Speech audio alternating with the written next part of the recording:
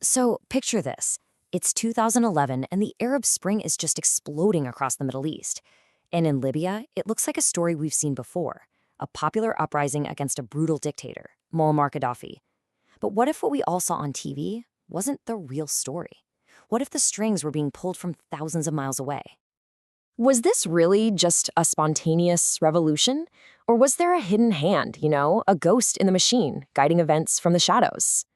Well, it turns out the fall of Gaddafi wasn't some sudden spark. Nope. It was the explosive finale of a top-secret CIA plan, a game of chess that was literally 3 decades in the making. And to understand how it all ended, we have to go right back to the beginning. All right, so to really get why this happened, we've got to rewind the clock. Way back to the 1980s.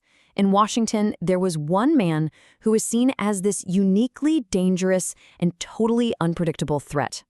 Libya's Muammar Gaddafi. You see, Gaddafi wasn't just your run-of-the-mill dictator. To Washington, he was a global menace. I mean, this guy hunted down his political opponents overseas, calling them stray dogs. He turned Libya into a safe haven for terrorist groups. And the CIA had a direct line from him to these horrific attacks on civilians, like the airport massacres in Vienna and Rome. And President Reagan? Yeah, he did not pull any punches. He saw Gaddafi not as some political rival, but as this irrational, unstable force, a mad dog of the Middle East, who was dead set on a global revolution. For the White House, this wasn't just politics. It was a direct threat to their way of life. And then in 1986, things got personal, terrifyingly personal. The CIA intercepts a chilling message from Tripoli: get ready to attack Americans. Then another one comes in, this time from the Libyan embassy in Berlin: Tripoli will be happy when you see the headlines tomorrow. Moments later, a bomb tears through the La Belle nightclub. The connection was undeniable. That was it. That was the final straw. The mood in Washington just completely hardened. As one insider put it, there's evil in this world and the evil's got to be dealt with. The time for talking was over. And the response? It was swift, it was brutal, and it was a massive military operation designed not just to send a message, but to solve the Gaddafi problem permanently. They called it Operation Dorado Canyon, a huge wave of U.S. airstrikes against Gaddafi's military. Now, publicly, it was all about retaliation, but behind closed doors, the CIA director, William Casey, had a much, much more personal target in mind. Okay, so this is where things get tricky. You see, presidential directives at the time explicitly banned political assassinations. But let's be real, everyone knew the true target of this military operation. The bombs were aimed squarely at Gaddafi's personal compound, his home, and even the tent where he famously spent all his time. This was an assassination attempt, plain and simple. So the bombers fly in, they hit their targets, his compound is just devastated. But in the end, the mission's real objective, it failed. Gaddafi wasn't in the tent, he was alive. The mad dog had survived the first attempt, and that forced the CIA to completely rethink their entire strategy. So direct military action, that was a bust. The CIA had to switch gears, and they went to a more classic clandestine approach. If they couldn't take Gaddafi out themselves, they were going to find a Libyan who could do it for them. Look, the direct strike had failed spectacularly. It was loud, it was public, and it was legally a mess. So the CIA pivoted to its classic playbook, covert action. Instead of sending in bombers, they'd find a local third party to lead a rebellion. That way, if it all went wrong, Washington could just say, "Who us? We had nothing to do with it." And they found their perfect guy, a colonel named Khalifa Haftar. He was one of Gaddafi's top commanders, so he knew the military inside and out.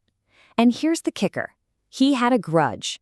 See, when Haftar was captured in a war with Chad, Gaddafi just disowned him, left him to rot in prison. The CIA saw a huge opportunity there and swooped in, recruiting him to build a rebel army in exile. So the CIA gets to work. They're arming and training Haftar's force, getting them ready to invade Libya. But just when they're about to go, disaster. A pro-Gaddafi coup happens in Chad, and their entire base of operations is suddenly at risk. The new government basically wanted to hand Haftar over to Libya on a silver platter for his mortal enemy to deal with. The CIA has to scramble, right? They staged this dramatic rescue to get Haftar and his men out of there. Their asset was safe, but the entire plan was put on ice. Haftar ends up settling in suburban Virginia, literally just miles from CIA headquarters. And he waits. And for 2 decades, the world changes. Gaddafi goes from being an international pariah to a kind of sort of Western ally after 9/11. The Haftar gambit seemed like this forgotten relic of the Cold War. And then, 2011, everything changed. The Arab Spring swept across the region, and the opportunity the CIA had been waiting 20 years for finally arrived. As the protests in Libya just spiral into this chaotic armed uprising, the rebels are, well, they're a mess. They're totally disorganized. The CIA knew they needed a steady hand, their steady hand. After 20 years in waiting, Khalifa Haftar was sent back into the fight to take command and professionalize the rebellion. So with Haftar now on the ground, the West just unleashes its full power from the sky. NATO flew 17,000 missions. That's not a typo, 17,000. They essentially became the rebels' air force. And all the while, CIA operatives were on the ground, helping to guide the bombs right to their targets. The final chapter all went down in the city of Sirte. Gaddafi was cornered. His regime was collapsing. As his convoy makes this desperate run for it, the CIA intercepts a satellite phone call. They had him. A U.S. Predator drone was launched instantly. The strike just decimated the convoy, and the rebel forces on the ground swarmed in to find their prize. Gaddafi was captured and, well, he was killed by the very rebels he'd once ruled. It was a brutal end, but for the CIA, it was mission accomplished.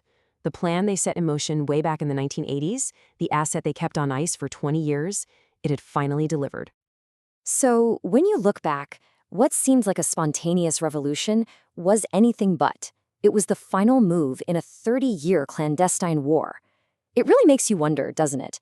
As we watch history unfolding on our screens, how many other events are secretly the final chapter of a story that began decades ago, hidden completely in the shadows?